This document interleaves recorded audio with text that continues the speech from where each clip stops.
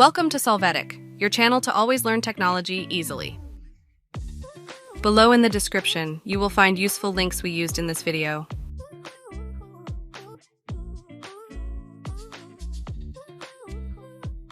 Today in Solvetic, we will see how to make tabs in Word. We start by opening Word. Next, we will click on the line and paragraph spacing option and then on line spacing options. Inside here, we will click on the tabs option.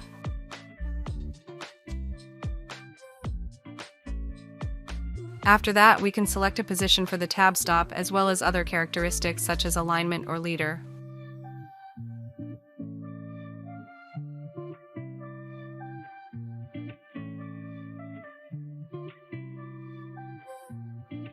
Finally, apply the changes and we will see our tab created with the selected settings.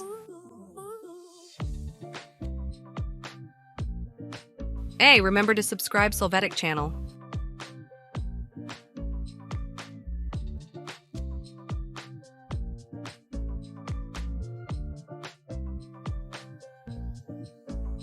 We hope it has been helpful for you. Here are links to watch more videos of your interest and subscribe to the Solvetic channel. Thank you.